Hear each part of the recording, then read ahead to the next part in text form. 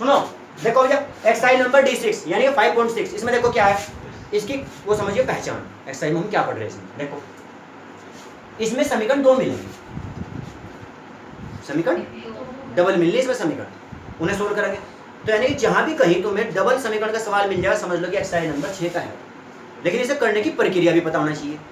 अब हाँ ये भी नहीं है कि तुमसे किसी स्टूडेंट ने एक सवाल लिखवाया बोर्ड पर लिख कर बताया दे बताओ कौन सा एक्सरसाइज का, उस एक्सरसाइज का करना आता नहीं पर मारे, मतलब उसकी टेक्निक दो चीज होनी चाहिए अपने पास बस, एक तो कौन सी एक्सरसाइज का वो, अरे उसकी टेक्निक क्या है, बस इतना होना चाहिए। फिर तो समझो आराम से कोई भी सवाल सामने रख दो किसी भी एक्सरसाइज का पता लग जाएगा। देखो मुझे ध्यान से इसमें करना क्या, अब अगर मैं dy अपॉन dx निकालने को कहा गया हमें, देखो dy अपॉन dx अपॉन में x कब आओगा बताओ, अपॉन में x कब आओगा, जब differential with respect to x। लेकिन इसमें देखियो यहाँ से differential with respect to x इसके हिसाब से हो जाएगा, इधर तो x है कोई प्रॉब्लम नहीं, इधर तो y नहीं है, समझ रहे, dt अपॉन dx बनता। चलो इसे बन भी गया, मान लो थोड़ी देर के लिए x आ जाएगा। इसमें बताइए कहाँ को x है, इसमें तो x है ही नहीं कोई सब। इसे हमारे कांस्टेंट मान को जीरो कर दें, थोड़ी देर मान लियो, इसे कांस्टेंट मान को जीरो ही करते हैं, कल हमने तो x के सापेक्ष कर दिया, जब दिए तो dy अपॉन dx बन जाएगा। ये क्या बनेगा पर dt अपॉन dx। तो इन्हें फिर आपस में एक जगह मैचिंग कैसे करेंगे, मिक्स कैसे करेंगे, फिर ऐसे कैसे हो जाएगा, तो फिर एक कर दो आंसर आ गया dy अपॉन dx बराबर जीरो, क्योंकि ये तो कहीं x है ही नहीं इसमें, जब कहीं x है नहीं तो जीरो हो गया, dy अपॉन dx हो गया, क्या आंसर। अब कोई कहेगा फिर इसका रोल क्या भाई, समीकरण भी तो देखनी ना। तो इसका तरीका यह है, देखो बात सुनो, जैसा दिया हुआ है ना उसी के सापेक्ष करेंगे। देखो हम लिखेंगे दोनों के लिए कॉमन लिख रहा हूं फिलहाल, देखो डिफरेंशियल विद रेस्पेक्ट टू, कोई बात नहीं तुम ध्यान देते रहो उसको, कोई दिक्कत नहीं। हाँ भाई differential with respect to t, यानी कि फिलहाल ये सवाल जो होगा टी के सापेक्ष होगा। और शायद तुम्हारा अब जब ये चीज बदलाव में अब आई, जितने दिन से हम सवाल कर रहे हैं ना तुम्हारे बदलाव में आई थी कोई ऐसी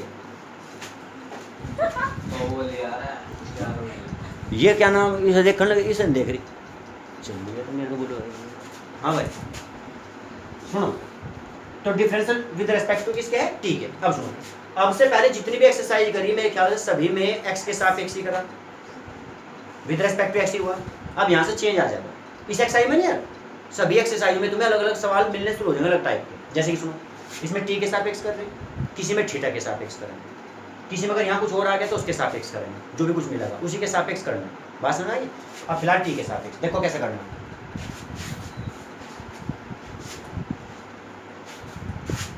हाँ भाई इधर तो करो, इसका क्या लिखेंगे इसे बताओ, dx अपॉन dt, अपॉन में तो वही जाएगा जिसके सापेक्ष कर रहे हैं, dx अपॉन dt। तो देखो यहाँ t दिख रहा है, ये 2a जो है कांस्टेंट माना जाएगा। क्या कहा था मैंने, ABCD में फिलहाल x जो है तो ये तो है फलन के रूप में, ऊपर लिख रहा है देखो ऐसे, t वो है जिसके सापेक्ष रेस्पेक्ट में कर रहे डिफरेंस अलग, इन दो से अलग 24 अक्षर बच गए, इसके लिए 24 के 24 कांस्टेंट माने जाएंगे। इस सवाल में इधर की बात कर रहा है उधर की, ये दो को छोड़कर जिसके सापेक्ष कर रहे हैं जो फलन के रूप में, उस तरह के यहाँ कुछ भी होता है, देखो B C D E M K कुछ भी होता है यहाँ से ये कांस्टेंट ही मानना जाएगा, अचर राशि, समझ गए क्या। लेकिन इस कांस्टेंट का जीरो नहीं कर सकते क्योंकि टी के साथ लगा हुआ है। किसके साथ लगा हुआ है, टी के साथ। अब ये बताओ टी स्क्वायर लिख रहा है, क्या लिख रहा है, इसे अपने दिमाग में ऐसे समझो जैसे तुम एक्स स्क्वायर का फॉर्मूला समझ रहे हो, बस वही, क्योंकि टी के सापेक्ष हो गया ना। अब जब एक्स में चला, टी में चला सवाल, ये एक्स में ना रह गया, वो सूत्र क्या था बताइए, एक्स की पावर n था वो, अब दिमाग में टी की पावर n समझो, क्या समझो, टी की पावर, समझ गया होगा तो स्टोरी सारी। यार कुल मिला के सीधी सी बात है, दो घूम के बराबर माना, ऊपर एक पावर कम, क्लियर हो गई के बाद। तो देखो यहाँ 2 की 2 में गुणा करो, 2 दूनी 4, 2 टू जा कितना हो गया 4, साथ में क्या लिखोगे a, और फिर क्या रहेगा t। बात क्लियर। नेक्स्ट इधर पहुंचो, इसका भी डिफरेंशियल करो, dy तो ऊपर लिखना ही है, सापेक्ष किसके चल रहा है यहाँ पे, dt के सापेक्ष बराबर। अब यहाँ की बात करो, देखो t a दिख रहा है बाहर, a ये भी कांस्टेंट है, लेकिन जीरो नहीं कर पाएंगे कैसे भी हम, क्योंकि इसके साथ ये 4 जो है घूम के साइड माना, 4 a t की पावर 3, एक पावर घट जाएगी इसमें। बताओ ये बात भी क्लियर होगी क्या, यानी दोनों तरफ का डिफरेंशियल हो गया। अब ये सवाल शुरू का है तो डिफरेंशियल इजी हो गया।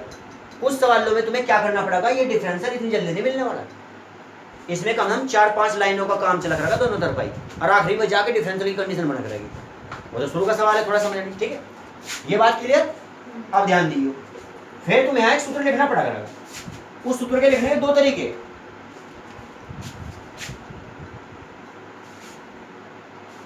हर सवाल में लिखा जाएगा अगर वो सूत्र, ठीक है। तो इस सूत्र को लिखने के दो तरीके हैं, ध्यान समझिए।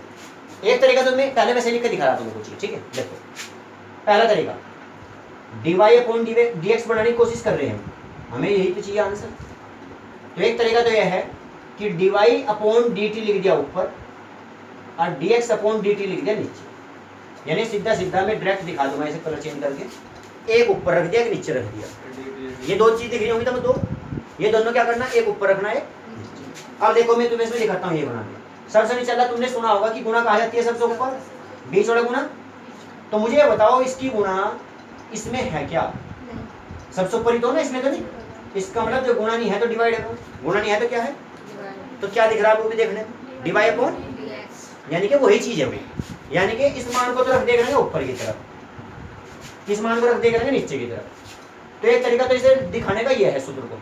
एक तरीका देखो क्या है, मान लो तुम्हें दिख रहा है कि हमने तो बॉक्स कैसा बनाना है, इसमें तो अपॉन आने में परसेंट बन जाएगी, अपॉन कैसा। तो देखो dy अपॉन dx बराबर, ऊपर तो क्या लिखना था हमें, dy अपॉन dt, और ये क्या लिखना था, dx अपॉन dt। अब अपॉन ऐसा ही थोड़े बनो, अपॉन कैसा भी बनो, ये भी तो डिवाइड ही है, समझ गए।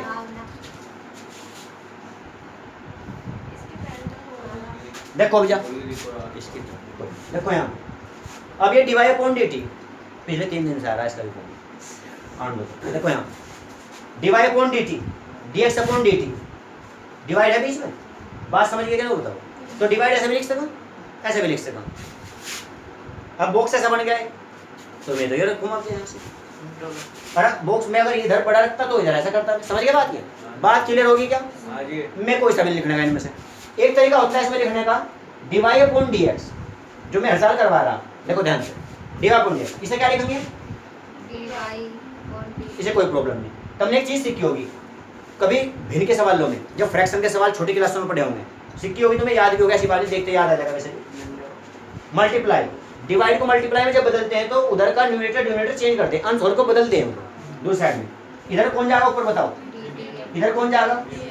अब देखो यहाँ से तुम्हें डायरेक्ट भी देखना हो तो dy अपॉन dx दिख जाएगा, देखो dt से dt क्या लिख रहा है, बात समझ गए क्या। तो ये भी देखो एक लाइन में नजर आ रहा है क्या, ये भी एक लाइन में नजर आ रहा है क्या। नहीं तुम कोई सा भी तरीका रख सकते हो, समझ के बात, ये डिवाइड ही है। पर बात ध्यान समझिए भैया, जो तुम्हें इजी लगे। अगर ये तरीका अप्लाई करना चाहोगे तो तुम्हें एक काम करना पड़ेगा, जो x वाला पीस होता है, देखो x वाला, उसमें तुम्हें उसे रेसिप्रोकल करके रखना पड़ेगा। क्या करके रखना पड़ेगा, उसमें बताओ dt अपॉन dx लिख रहा है क्या, जबकि है क्या ये, दिमाग में बात आई हो, यानी कि इसे रेसिप्रोकल कर दें, यानी कि जब देखो इसके अपॉन में जब कुछ नहीं क्या मान लो 1, तो क्या लिखेंगे उसे, जब dt अपॉन dx लिखेंगे तो 1 अपॉन 480, 1 अपॉन, और फिर मान हम ये डायरेक्ट ट्रांसफर कर सकते हैं। देखो ये मान मैंने यहाँ रख दिया, देखो ये मान यहाँ रख दिया, यहाँ मान बताओ क्या रखूँ हमें, 1 अपॉन 480। देखो ध्यान से, वो 480 फिर भी अपॉन में ही गया, जब 1 अपॉन कह रहे तो अपॉन में नहीं, वो समझ में आ गई बात, है तो अपॉन में ही। और ऐसे करोगे तो डिवाइड का मतलब क्या मानना जा, अपॉन, वो फिर भी अपॉन में जाना, यानी कि वो ऊपर रहेगा ये नीचे जाएगा। और ऐसे रखोगे तो वो फिर भी अपॉन में ही जाना, तो देखो नीचे लिख रहा है dx अपॉन dt, यानी तीनों केस में ही अपॉन में ही जाएगा वो।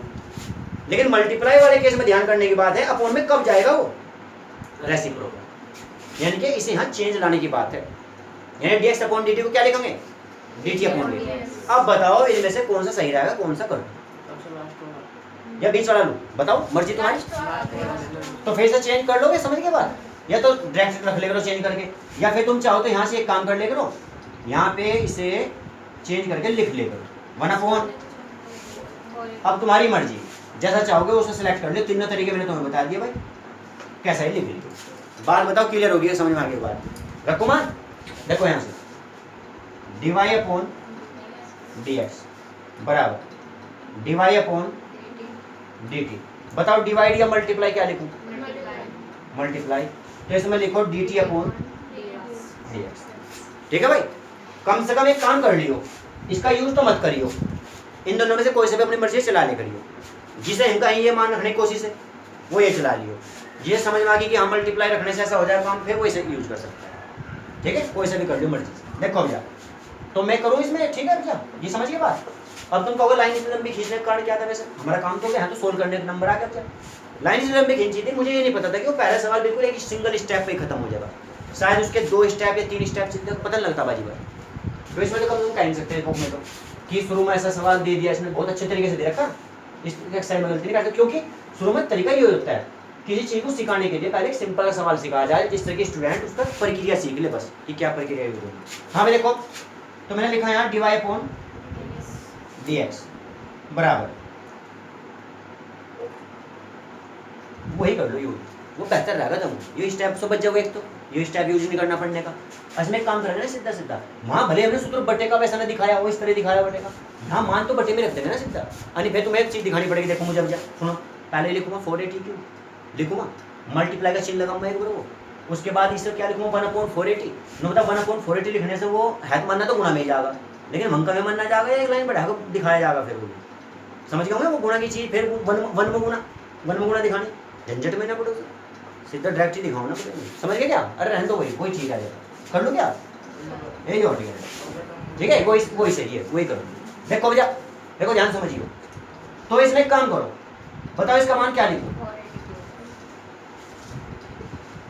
डिवाइड का मतलब ये, डिवाइड का मतलब ये, और ये मान इसमें रखो फिर dt अपॉन dx का मान किसका। अब तो हम मल्टीप्लाई कर देना ना, डिवाइड कर देना, मतलब डिवाइड उसकी जगह, तो अब जब वो नहीं चलना फॉर्मूला, अब dx अपॉन dt चलाना है, वो तो मल्टीप्लाई में करना पड़ेगा ना रेसिप्रोकल, तो ये सर।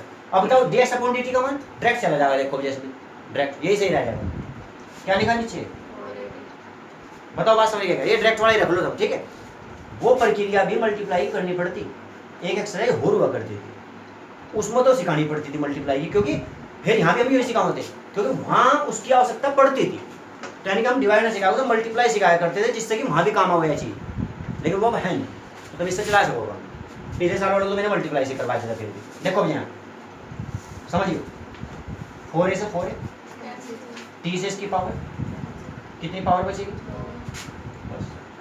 डिवाइड अपॉन dx बराबर t स्क्वायर। अब देखो जबकि इधर ये बताओ x है क्या, और फिर भी सवाल हो गया, और जो निकालना था वही आ गया, divide upon dx, divide upon dx भी आ गया और t के रूप में ही आ गया, x भी था इसमें।